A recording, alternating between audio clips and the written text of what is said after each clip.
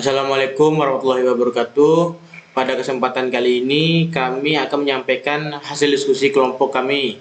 Sebelumnya, kelompok kami beranggotakan saya sendiri, Harman Joyo, Irsan Reza Putra, Taufik Hafiz, dan Angga Tritarayuda. Pada presentasi pertama akan disampaikan oleh saya yang membahas tentang 5 konsep dalam arsitek. Yang pertama adalah apa itu konsep? Ide atau pemikiran, khususnya ide general dari suatu objek atau kelas dari suatu objek, suatu nosi abstrak, pusat atau ide penyatuan atau tema. Pernyataan ini diambil dari Webster Dictionary tahun 1998. Gagasan-gagasan yang memadukan berbagai unsur gagasan, pendapat, dan pengamatan ke dalam suatu keseluruhan menurut McGinty tahun 1979. Yang pertama akan saya bahas adalah metafora. Pengertian dari metafora itu sendiri secara etimologis, terminologi, metafora dibentuk melalui perpaduan dua kata Yunani, yaitu meta yang berarti di atas dan perein yang berarti mengalihkan atau memindahkan. Dalam bahasa Yunani modern, kata metafora juga bermakna transfer atau transport. Dengan demikian, metafora adalah pengalihan citra, makna, atau kualitas sebuah ungkapan kepada suatu ungkapan lain. Berikut ini adalah pengertian metafora menurut para ahli. Yang pertama, menurut Aristoteles, metafora merupakan sarana berpikir yang sangat efektif untuk memahami suatu konsep abstrak yang dilakukan dengan cara memperluas makna konsep tersebut dengan cara membandingkannya dengan konsep lain yang sudah dipahami. Yang kedua, metafora merupakan ungkapan figuratif yang didasarkan pada perbandingan. Yang ketiga, metafora merupakan suatu yang istimewa dan hanya digunakan oleh orang-orang berbakat sebagai ornamen retoris. Pengertian dalam arsitektur itu sendiri, metafora juga diterapkan sebagai pendekatan dalam arsitektur. Berikut ini adalah pengertian metafora menurut para ahli. Yang pertama, menurut Geoffrey Botben, metafora dalam arsitektur merupakan salah satu metode kreativitas yang ada dalam desain spektrum perancang. Menurut Anthony C. Antoniades, metafora dalam arsitektur adalah suatu cara memahami suatu hal dengan menerangkan suatu objek dengan objek yang lain, serta mencoba untuk melihat suatu objek sebagai sesuatu yang lain. Yang ketiga, menurut C. Snyder dan Anthony J. Kattenes, metafora mengidentifikasi pola-pola yang mungkin terjadi dari hubungan-hubungan paralel dan melihat keabstrakannya. Jenis-jenis metafora. Metafora merupakan sebuah pendekatan dalam arsitektur yang memiliki konsep sebagai idenya, dan hasilnya adalah berupa makna yang terungkap secara konkret maupun abstrak dari perancang kepada pengguna atau pelaku bangunan sehingga bermakna konotatif di samping sebagai fungsi utamanya sebagai bangunan. Menurut Anthony C. Antoniades dalam bukunya Poetics of Architecture, terdapat 3 jenis kategori dari pendekatan metafora dalam arsitektur. Ketiga jenis itu adalah: yang pertama, metafora konkret. Metafora yang berasal dari hal-hal visual serta spesifikasi atau karakter tertentu dari sebuah benda, seperti sebuah rumah adalah puri atau istana, maka wujud rumah menyerupai istana. Yang kedua adalah metafora abstrak. Metafora yang berasal dari sebuah konsep, hakikat manusia, nilai-nilai dan ide seperti individualisme, naturalisme, komunikasi, tradisi, dan budaya. Ide dari metafora jenis ini berasal dari sebuah konsep yang abstrak. Yang ketiga, metafora kombinasi merupakan penggabungan antara metafora konkret dan metafora abstrak dengan membandingkan suatu objek visual dengan yang lain di mana mempunyai persamaan nilai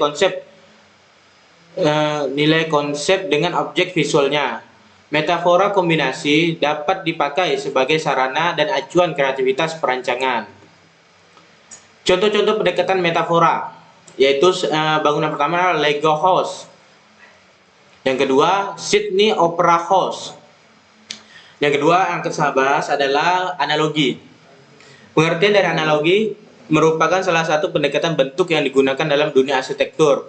Pendekatan analogi dapat dikatakan berhasil jika pesan yang ingin disampaikan atau objek yang dianalogikan dapat dimengerti oleh mayoritas orang. Dalam konsep analogi, hal yang terpenting adalah persamaan antara bangunan dan objek yang dianalogikan. Maksud persamaan ini adalah pesan yang akan disampaikan nantinya, bukan benar-benar bentuk ataupun ukuran bangunan yang serupa. Jenis-jenis analogi dibedakan menjadi dua hal. Yang pertama adalah analogi personal.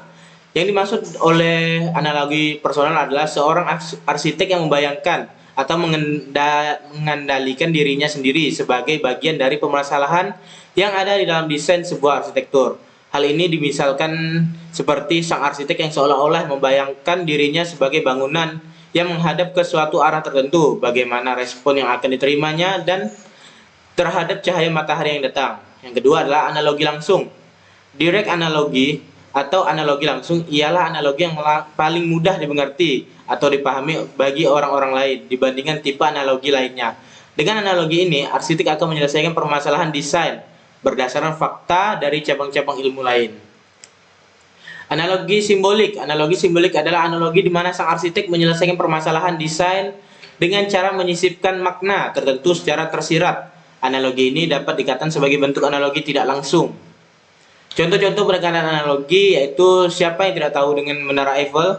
Pada awalnya Menara Eiffel dibangun sebagai gerbang Eye Exposition Universal pada tahun 1889, yakni sebuah World Fair yang bertepatan dengan 100 tahun dari peristiwa Revolusi Prancis.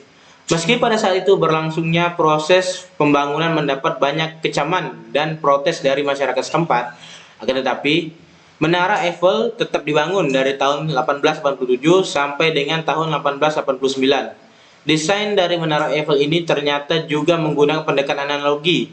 Menara Eiffel dirancang sebagai sebuah bangunan yang menggambarkan sesosok wanita feminim yang elegan.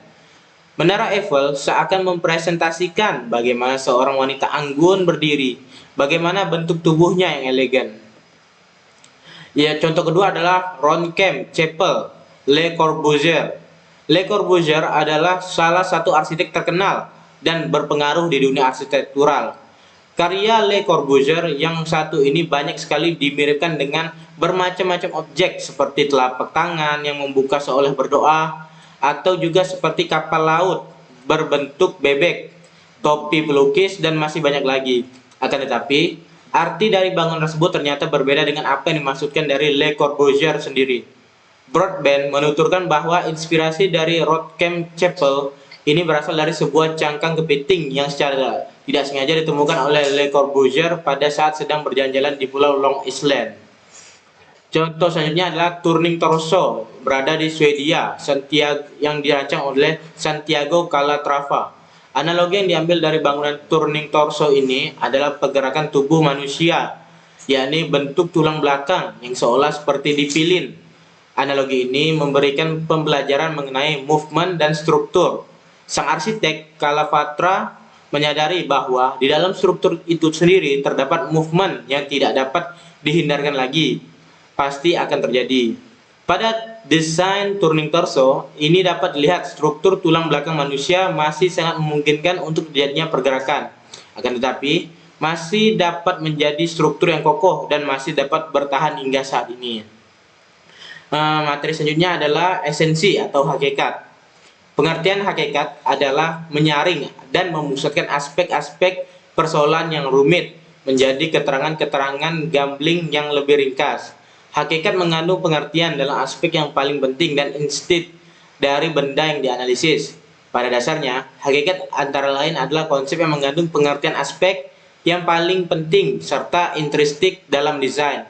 Konsep ini merupakan hasil penemuan serta identifikasi pokok masalah. Salah satu arsitek yang mampu mengidentifikasi hakikat menjadi sebuah bangunan adalah Eero Saarinen. Ia mendesain terminal TWA di Bandara Udara Internasional Kennedy. Bangunan ini merefleksikan dua hakikat dari bandara, yakni yang pertama adalah sebagai kompleks terminal yang menjadi bagian dari Elwell, sekarang dikenal dengan Kennedy International, suatu bangunan untuk TWA yang mengesankan. Kedua adalah sebagai sebuah bangunan yang menggambarkan ekspresi drama, keistimewaan, dan kegairahan dari sebuah perjalanan. Contoh dari penerapan konsep esensi yang pertama adalah Monumen Nasional atau yang populer disingkat dengan Monas atau Tugu Monas adalah monumen peringatan setinggi 132 meter atau 433 kaki yang didirikan untuk mengenang perlawanan dan perjuangan rakyat Indonesia untuk merebut kemerdekaan dari pemerintahan kolonial Hindia Belanda. Pada tanggal 17 Agustus 1954, sebuah komite nasional dibentuk dan sayembara perancangan Monumen Nasional digelar pada tahun 1955. Terdapat 51 karya yang masuk, akan tetapi hanya satu karya yang dibuat oleh Frederick Silaban yang memenuhi kriteria yang ditentukan komite, antara lain menggambarkan karakter bangsa Indonesia dan dapat bertahan selama berabad-abad. Yang selanjutnya adalah Istana Versailles. Megahnya arsitektur bangunan Istana Versailles ini tak luput dari hasil karya tangan dingin Franz Baraclough. Pembangunan istana ini cukup memakan waktu sangat lama, yaitu sekitar 40 tahun pembuatannya. Pembangunan istana ini juga dikomandai oleh arsitek Levan dan dibantu oleh Jules Hardouin Mansart. Istana Versailles memiliki luas tanah sekitar 63.154 meter persegi dan memiliki bangunan sekitar 2.300 ruangan. 1.000 ruangan yang saat ini digunakan sebagai museum dan 100 hektar lainnya dijadikan kebun serta taman istana yang didesain oleh arsitek Le Notre. Istana Versailles merupakan bangunan dengan penggunaan konsep esensi karena hakikat dari bangunan kemegahan menggunakan kemegahan bangunannya. Yang selanjutnya adalah pragmatik. Pengertian konsep pragmatik adalah konsep yang dikembangkan berkisar tentang persoalan-persoalan yang pragmatis yang diidentifikasikan dari program sebuah bangunan.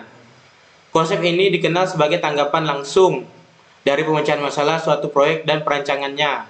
Jika Anda dihadapkan pada sebuah perancangan, hendaknya perlu dikenali terlebih dahulu permasalahan yang ada, setelah itu diidentifikasikan lebih detail, kemudian mencari solusi desain dengan pemecahan dari berbagai sumber. Hal inilah yang dimaksud dengan pragmatik atau tanggapan langsung dari pemecahan masalah. Gio Obata, arsitek asal Amerika, berhasil mengaplikasikan konsep ini dalam merancang Museum Udara dan Ruang Angkasa di Washington DC. Dalam kasus ini, Obata berhasil mengidentifikasi permasalahan utama pada perancangan bangunan itu. Titik permasalahan terletak pada sirkulasi dan orientasi bagi pengunjung yang jumlahnya sangat banyak. Akhirnya, konsep yang dikembangkan sebagai alternatif desain adalah dengan mendesain sebuah jalan raya 2 tingkat yang menghubungkan serangkaian ruang pameran tertutup. Contoh dari penerapan konsep pragmatik yaitu Dubai Sustainable City yang dibuat oleh Sir Norman Foster. Ide perancangan bangunan dan lingkungan hemat energi memanfaatkan tenaga surya sebesar 60% sebagai sumber energi pada masing-masing hunian dan mengonsumsi energi air sebanyak 30%. Contoh selanjutnya adalah Honai, Papua, Indonesia. Membuat bentuk sesuai fungsi dan kebutuhan, sesuai ruang, dan memperhatikan bentuk atau tampak. Konsep yang dikembangkan seputar persoalan-persoalan yang diidentifikasikan dari program suatu bangunan. Contoh dari konsep pragmatik adalah Honai, Papua, Indonesia. Rumah Honai terbuat dari kayu dengan atap berbentuk kerucut. Kerucut yang terbuat dari jerami atau ilalang. Honai sengaja dibangun sempit atau kecil dan tidak berjendela yang bertujuan untuk menahan hawa dingin pegunungan Papua. Honai biasanya dibangun setinggi 2,5 meter dan pada bagian tengah rumah disiapkan tempat untuk membuat api unggun untuk menghangatkan diri.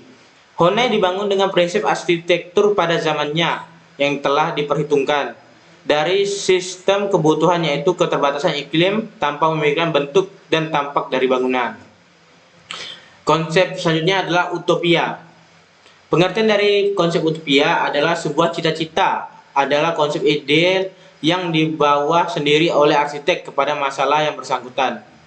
Bila arsitek membawa konsep yang tepat bagi sebuah proyek, maka hal tersebutlah yang menjadi inspirasi dan cita-cita tinggi dari sang arsitek. Konsep cita-cita berkaitan erat dengan pengetahuan dan pengalaman sang arsitek tentang perancangan tertentu yang diperoleh melalui proses pembelajaran dan pengalaman panjang dalam mengerjakan proyek atau kasus perancangan yang variatif. Contoh dari penerapan konsep utopia adalah Hearst Tower di Manhattan, New York. Salah satu karya rancangan yang menerapkan konsep utopia atau cita-cita adalah Hearst Tower di Manhattan, New York, yang dirancang oleh Foster dan beberapa partnernya. Gedung ini sangat mencolok dan mudah ditemukan di antara bangunan-bangunan di sekitarnya. Bangunannya yang menggunakan fasad diagrit dari segitiga baja didesain untuk menggunakan kurang dari 21% baja dibandingkan dengan bangunan-bangunan pada umumnya. Contoh kedua adalah China Central Television Headquarters yang dibuat oleh Rem Koolhaas. Kantor pusat CCTV atau China Central Television Headquarters adalah bangunan pencakar langit 44 lantai di distrik pusat bisnis Beijing atau CBD dan menjadi kantor pusat Central Television atau CCTV. Pembangunan utama bukanlah seperti bangunan gedung menara pada biasanya, tetapi merupakan putaran dari 6 bagian horizontal dan vertikal meliputi luas lantai 473.000 meter, menghasilkan tampilan tidak umum dari menara bangunan dengan lubang di tengahnya. Konstruksi bangunan benar-benar menantang dikarenakan lokasinya berada di tengah daerah gempa. Bangunan ini terdiri dari 3 bagian bangunan yang disatukan menjadi satu setengah bangunan pada 30 Mei 2007 agar tidak terkunci karena masalah diferensial struktur. Penyambungan dilakukan pagi-pagi sekali di mana baja dari 2 menara dalam kondisi dingin dengan suhu yang sama. Bangunan CCTV ini adalah bagian dari taman media yang diharapkan menjadi sarana hiburan publik, area pembuatan film luar angkasa, dan studio produksi sebagai perluasan jalur hijau distrik pusat bisnis CBD. Mungkin hanya itu yang dapat saya sampaikan. Selanjutnya akan disampaikan oleh kelompok saya yang lain. Terima kasih. Baiklah, perkenalkan nama saya Rizal Putra. Saya akan menunjukkan materi mengenai tentang ruang dan program ruang. Apa itu ruang dan program ruang? Ruang adalah terminologi space atau ruang, berasal dari istilah klasik spatium yang menjadi espace dalam bahasa Prancis dan spazio dari bahasa Italia dan espasio dari bahasa Spanyol. Sementara dalam bahasa Jerman terdapat istilah Raum yang dikembangkan dari bahasa Teutonic Ran dan menjadi Raum dalam bahasa Inggris dan Ruimnet dari bahasa Belanda. Baik, space maupun room sebenarnya tetap berarti ruang, namun pada room, ruang seolah-olah telah menjadi mewadah dan menjadi terasa secara fisik, sementara pada space, ruang lebih pada ide imajinatif atau psikis. Pengertian, arsitektur berakar dari bahasa Yunani atau ahli seni dan tekton dalam arti batu. Maka arsitektur dapat diartikan sebagai seorang ahli batu.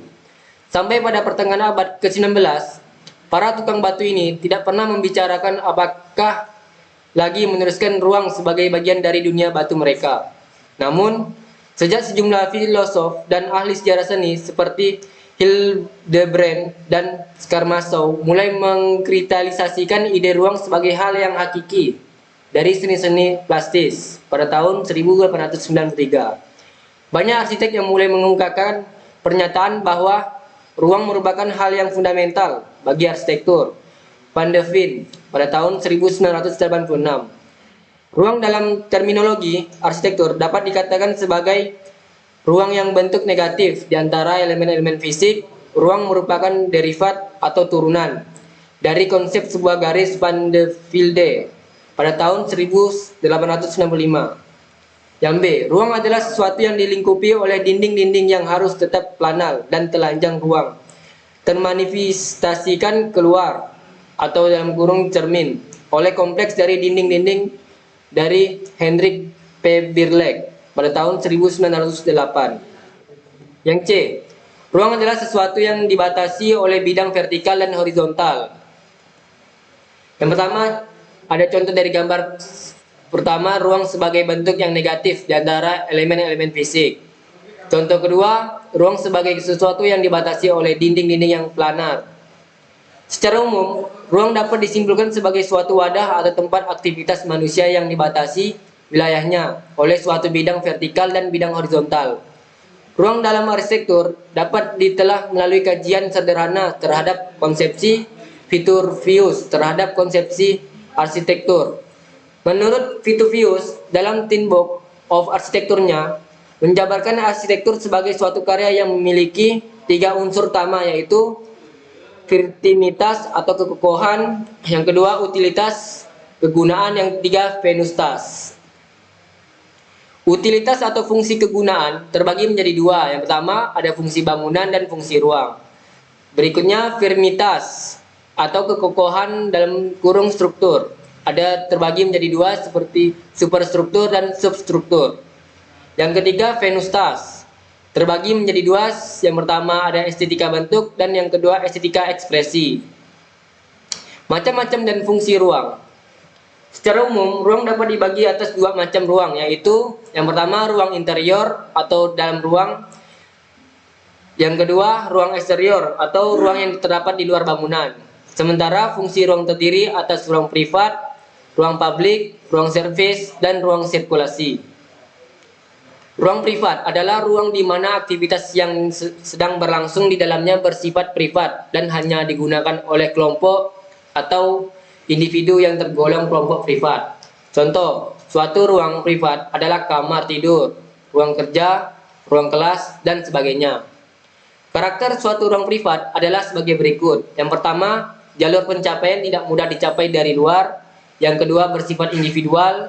Yang ketiga, tidak mudah mencapai ruang luar. Yang keempat, suasana lebih bersifat intim hingga normal. Dan yang kelima, ruang lebih bersifat tetap atau tidak fleksibel terhadap perubahan fungsi. Ruang publik adalah ruang yang berfungsi untuk tempat menampung aktivitas masyarakat, baik secara individu maupun secara kelompok, di mana bentuk ruang publik ini sangat tergantung pada pola dan susunan massa bangunan. Misalnya Rustam Hakim pada tahun 1987. Menurut Card DKK pada tahun 1992, tipologi ruang publik penekanan kepada karakter kegiatannya, lokasi dan proses pembentukannya. Card DKK membagi tipologi ruang publiknya diantaranya adalah jalan, taman bermain, jalur hijau, perbelanjaan dalam ruang, ruang spontan dalam lingkungan hunian, dan ruang terbuka komunitas seperti square dan plaza, pasar dan tepi air. Card dalam Carmona mengemukakan adanya keterlibatan pasif dalam kurung pasif engagement dan aktif dalam pemanfaatan ruang publik. Kedua bentuk pengalaman ini terjadi sebagai akibat adanya proses interaksi tersebut di mana pengguna ruang publik dapat melakukan interaksi dengan cara yang berbeda. Ruang servis. Ruang servis yaitu sebuah ruang yang berfungsi sebagai melayani seluruh ruang yang ada di dalam rumah. Biasanya berbentuk garis lurus memanjang dari depan ke belakang rumah atau memutar di sekitar rumah. Ruang ini diantaranya seperti kamar mandi, dapur, ruang tidur, ruang pembantu, gudang, ruang cuci, ruang jemur, dan setrika. Hal-hal yang perlu diperhatikan dalam perencanaan ruang servis adalah yang pertama, persyaratan penanggulangan pemadam kebakaran atau dalam kurung agar mudah menjangkau seluruh sudut rumah. Yang kedua, sumber penyediaan air bersih. Yang ketiga, saluran pembuangan air kotor. Sebaiknya berada dalam satu garis dalam ruang ini, sehingga ketika terjadi kebocoran akan mudah ditemukan dan tidak banyak lantai yang harus dibongkar. Ruang sirkulasi. Ruang sirkulasi adalah ruang yang menghubungkan seluruh ruang yang ada dalam bangunan atau kompleks bangunan. Karakteristik dari ruang sirkulasi adalah yang pertama mudah dicapai dari seluruh ruangan, yang kedua mudah dikenal, yang ketiga bersifat mengarahkan atau dinamis. 4 buah macam ruang ini dapat saling berinteraksi atau berhubungan melalui suatu pola hubungan ruang dengan mempertimbangkan sejumlah prinsip-prinsip ruang. Sekian, terima kasih. Baik, dan akan dilanjutkan oleh teman saya Taufik Al-Hafiz.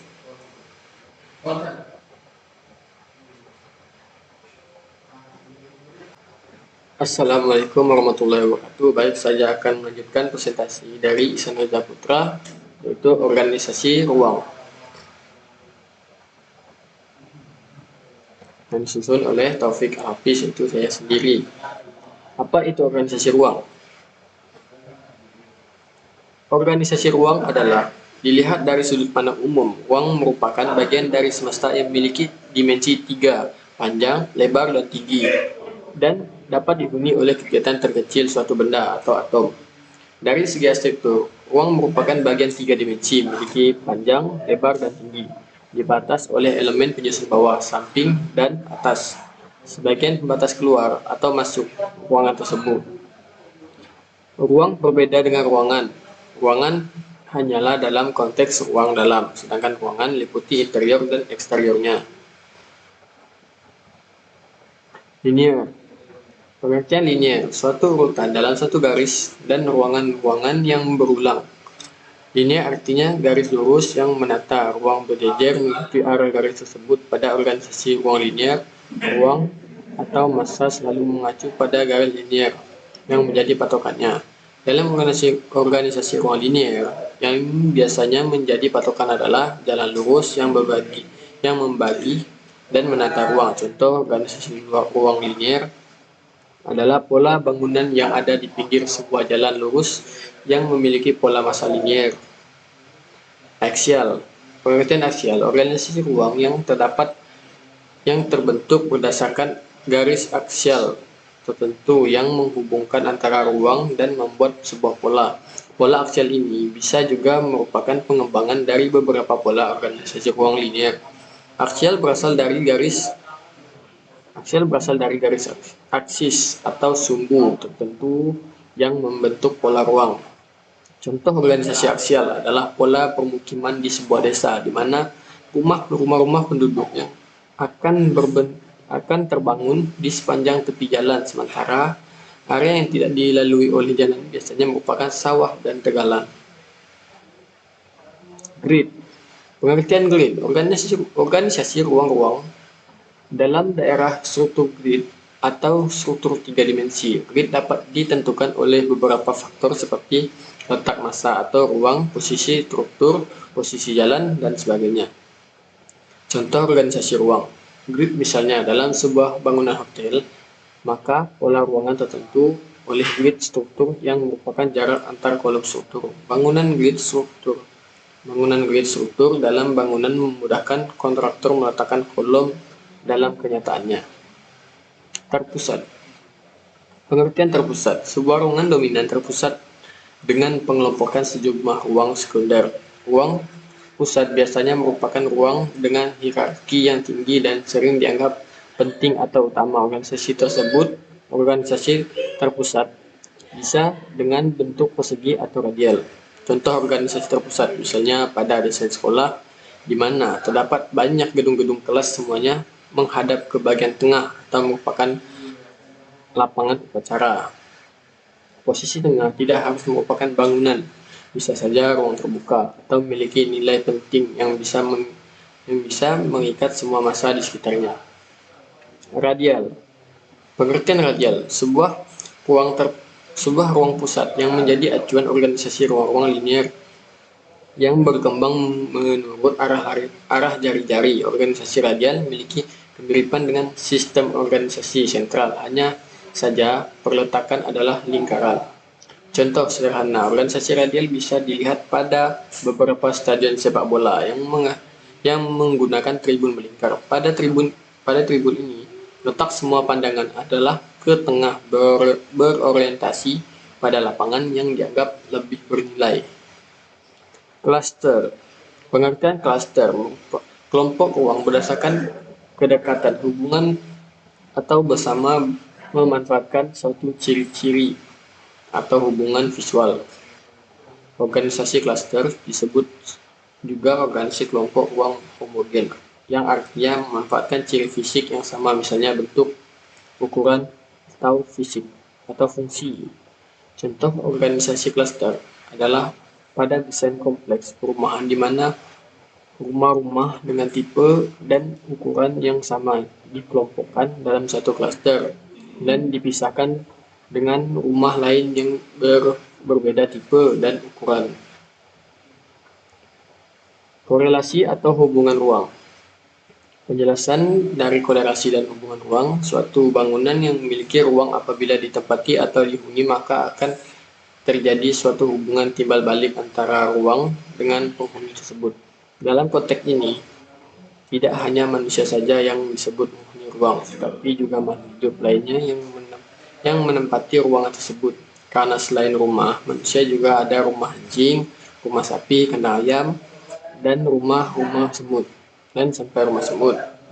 Namun, dalam konteks manusia dan arsitektur manusia lah yang memiliki paling banyak macam korelasi dengan ruangan karena memiliki cipta rasa dan karsa.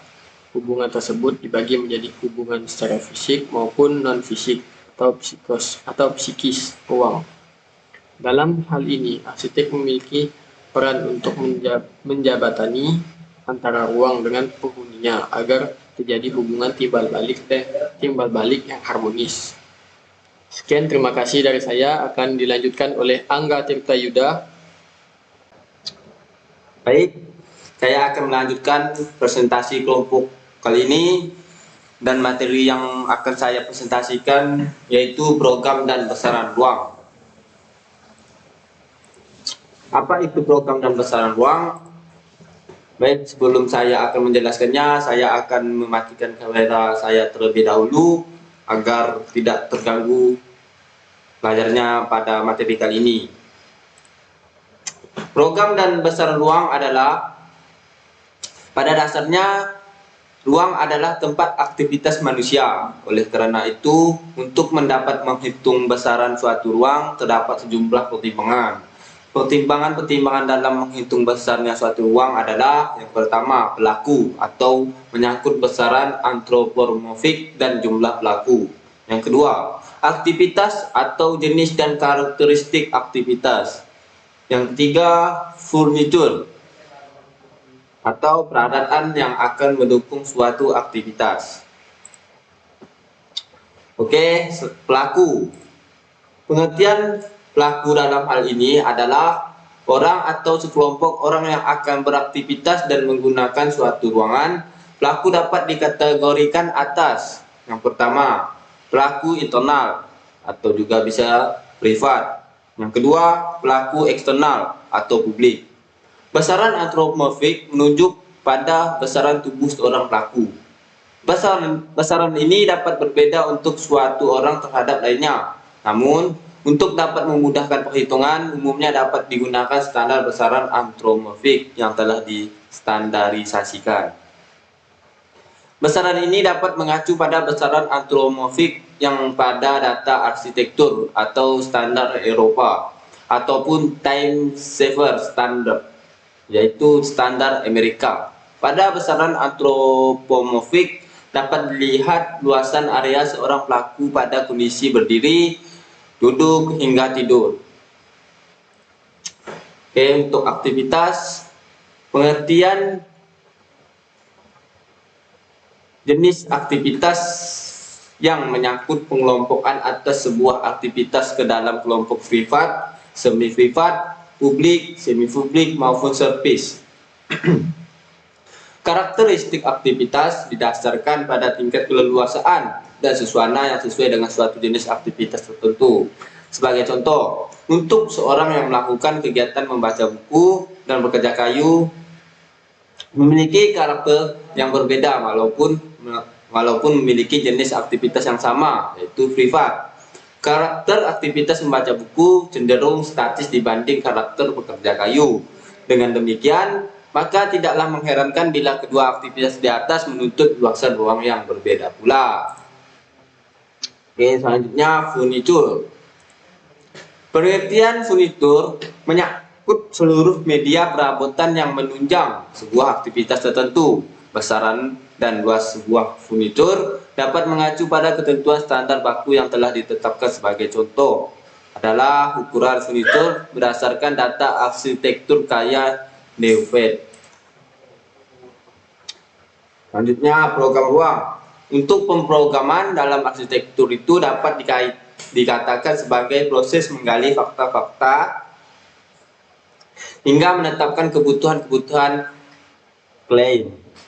Di dalam proses ini terdapat sejumlah mempertimbangkan seperti fungsi atau ruang, termasuk di dalamnya bentuk, ekonomi, hingga waktu, atau pena William 1977. Berbicara mengenai pertimbangan fungsi berarti secara tidak langsung berkenaan dengan masalah ruang. Maka program ruang pada dasarnya adalah menetapkan kebutuhan ruang yang dapat memenuhi kebutuhan dan tuntunan klien. Terhadap pemrograman ruang berturut-turut adalah: yang pertama, menetapkan kebutuhan ruang; yang kedua, menetapkan besaran ruang; yang ketiga, menetapkan pola hubungan ruang; yang keempat, menetapkan zoning atau pengelompokan fungsi ruang; dan yang terakhir, untuk menetapkan kualitas ruang. Oke, selanjutnya menetapkan pelaku, jenis dan jumlahnya. Di sebelah warna biru kita bisa membedakan untuk di sebelah kanan, yaitu warna pink. Saya akan menjelaskan terlebih dahulu yang pertama, pelaku internal atau privat. Pelaku internal atau privat adalah pelaku individu maupun kelompok yang berhubungan langsung dengan aktivitas pemilikan serta pengelolaan suatu ruang. Kelompok ini pula secara legalitas formal berhak menggunakan ruangan tersebut. Pelaku internal atau privat ini pun dapat dibagi atas hierarki atau tingkatan privasinya, dari suatu tingkat privasi rendah hingga tinggi. Baik, yang di sebelahnya yaitu pelaku eksternal atau publik. Pelaku eksternal atau publik adalah pelaku individu maupun kelompok yang berhubungan langsung dengan aktivitas suatu ruangan maksudnya, namun tidak secara langsung berhubungan dengan kepemilikan maupun pengelolaan ruang tersebut. Penetapan pelaku mengandung makna bahwa hanya pelaku-pelaku inilah yang nantinya akan menggunakan ruang yang direncanakan. Jenis pelaku di sisi lain adalah penggolongan pelaku-pelaku yang telah ditetapkan dalam dua kelompok, yaitu internal atau privat dan eksternal atau publik yang telah disebutkan di atas. Selain itu, jumlah masing-masing pelaku pun harus pula ditetapkan karena akan mempengaruhi besar area ruang yang akan direncanakan. Selanjutnya yaitu pengelompokan pola aktivitas yang serupa. Untuk pola aktivitas adalah seluruh kegiatan pelaku dalam satu waktu. Maksudnya hari, minggu, bulan, tahun, dan seterusnya.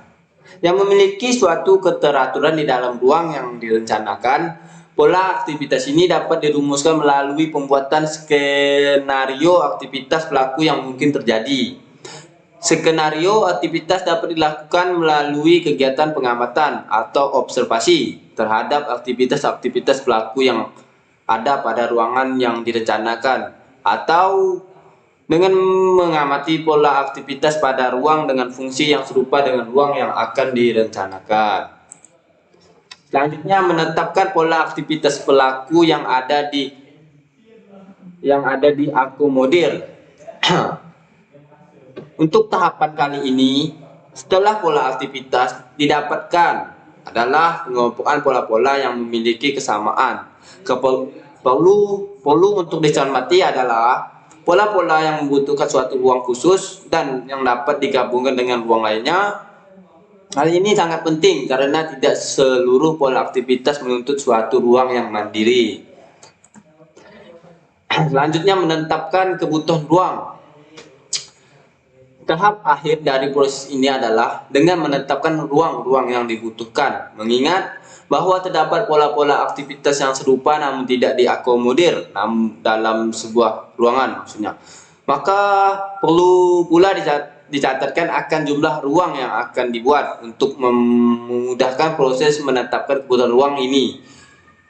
Dapat dibuat sebuah tabel yang menggambarkan seluruh data yang telah didapatkan. Contohnya di sebelah kanan yang berwarna pink ada nomor pelaku, jenis pelaku, jumlah pelaku, skenario aktivitas pelaku, dan kebutuhan ruang. dan semuanya akan ditulis di tabel tersebut. Selanjutnya besaran ruang. Baik, pengertian untuk besaran ruang kali ini pada dasarnya ruang adalah tempat aktivitas manusia, oleh karena itu dapat menghitung besaran suatu ruang terhadap sejumlah pertimbangan dalam menghitung besaran ruang adalah yang pertama, pelaku atau menyangkut besaran antropomorfik dan jumlah pelaku, aktivitas atau jenis, karakteristik dan macam aktivitas, dan selanjutnya furnitur atau peralatan yang mendukung suatu aktivitas. Baik, kita lanjut lagi. Baik, di sini besaran pelaku. Pelaku dalam hal ini adalah orang atau sekelompok orang yang akan beraktivitas dan menggunakan suatu ruangan. Besaran pelaku dapat diprediksikan besarnya dengan melihat besaran antropomorfik dan jumlah pelaku yang akan menggunakan suatu ruangan. Besaran antropomorfik menunjuk pada besaran tubuh seorang pelaku. Besaran ini dapat berbeda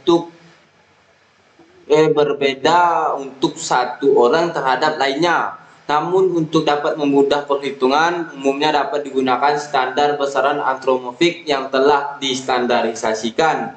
Besaran ini dapat mengacu pada besaran antropomorfik yang pada buku data arsitektur atau standar Eropa, maupun Time Saver Standard atau standar Amerika. Pada besaran antropomorfik ini dapat dilihat luasan area seorang pelaku pada kondisi berdiri, berjalan, duduk, hingga tidur. Baik, selanjutnya yaitu besaran aktivitas. Aktivitas suatu ruangan berarti seluruh kegiatan yang dilakukan di dalam ruangan tersebut. Jenis aktivitas dapat digolongkan atas dua macam, yaitu aktivitas kelompok dan individu. Karakteristik suatu aktivitas terbagi atas aktivitas formal dan informal, sedangkan macam aktivitas dapat berupa aktivitas bekerja, bermain, ibadah, istirahat, dan sebagainya. Besar area aktivitas yang dapat ditampung dalam dalam suatu ruangan dapat dihitung besaran 20-30% dari luas ruang yang akan digunakan untuk pelaku dan furnitur. Dalam nilai ini tercakup pula besaran sirkulasi atau pergerakan yang terjadi pada ruangan tersebut. Nilai 20-30% ini dapat didasarkan atas efisien ruang terhadap faktor ekonomi konstruksi bangunan. Namun tidak menutup kemungkinan bahwa besarnya aktivitas dapat mencapai lebih dari 20-30% ini. Hal tersebut dapat dikarenakan faktor ekonomi tidak menjadi prioritas utamanya. Selanjutnya yaitu besaran furnitur. Furnitur atau perlengkapan ruang ditetapkan sesuai dengan macam aktivitas serta jumlah pelaku yang menggunakannya. Sebagai acuan guna memudahkan mendapatkan besaran luasan area yang akan digunakan untuk suatu furnitur, dapat digunakan standar-standar besar yang telah ada, yaitu data arsitektur dan method tadi. Oke, kali ini presentasi untuk kelompok kami sudah selesai. Apabila ada salah kata mohon dimaafkan. Kalau kurang baik ya mungkin segini saja kemampuan kelompok kami. Mungkin itu saja. Ya, terima kasih dan wassalamualaikum warahmatullahi wabarakatuh.